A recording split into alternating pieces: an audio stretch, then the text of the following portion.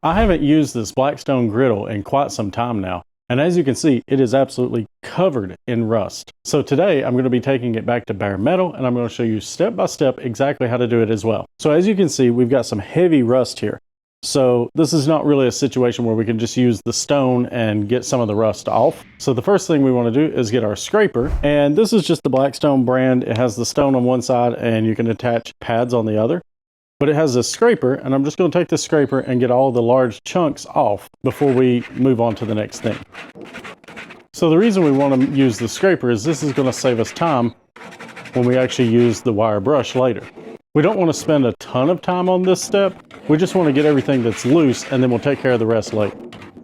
Okay, so now we've got all the large, easy chunks scraped off. It's time to move on to the next part. So for this step, I'm going to be using a wire brush attachment on my grinder. This is just a battery operated Craftsman grinder, nothing really all that fancy. You can use one that plugs into the wall. I'll link one in the description below. And another thing I want to point out is you definitely want to use a grinder for this. For example, this grinder runs at about 8,500 RPMs, and a drill on its fastest speed is between 2,000 and 4,000 RPM. So we're looking at several times faster spinning with this grinder. That's going to make this job go a lot faster. If you use a drill, it's going to take you a lot longer to do this. So for this, I'm going to be wearing gloves and safety glasses. If you've got a face shield, you probably want to use that. I can't find my face shield, so I'm just going to go with the safety glasses and just hope for the best. But if I had my face shield, that's what I would be wanting to use for this. So we're just going to take this and go across all the rust and strip it down to bare metal. I think I'm going to need a dust mask for this.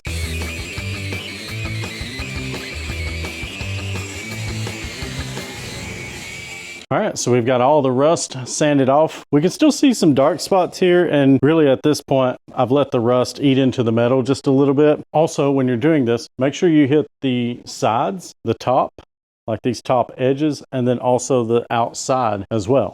And it can be kind of hard to get in there. The grinder is going to kind of throw out a little bit, but just hold on to it nice and tightly, and you can hit those and get them done as well. One thing I want to mention is the wires on this brush do come out. You'll see them laying on here, and they're also going to get thrown into you and also thrown out to other places. So you want to make sure you don't have anybody standing by that could get hurt by these or anything that could get damaged. Also count on getting very dirty. So you don't want to wear, a brand new shirt, get something old out of the closet that you don't care about, but you can see it works really well and really fast. It's one of the faster methods I've used. So now I'm just going to take some blue shop towels. You can totally use normal paper towels as well. And I'm just going to wipe all this dust off of here and try to get this, just all the loose stuff laying on there off. You'll notice a lot of this stuff kind of collects in the corners. And when we get this off, we may have to hit those corners as well because it is a round brush and it can't get in the corners very well. So we'll take another look at those. So I ended up using a small handheld wire brush for the corners, and that worked out pretty nicely. A little shop blower will work as well. Now that we've got the bulk of the loose particles off, we're just going to take a little bit of water and a paper towel and just get the rest of the dust off. We don't want to use a ton of water, and we want to make sure we don't leave anything wet. We got to dry it off immediately. The best method to get it completely dry is to just turn it on. And since I'm going to be seasoning this immediately after this will go ahead and get it warm for that. And that's it. We've gotten all the rust off of the cooktop and it's ready to be seasoned.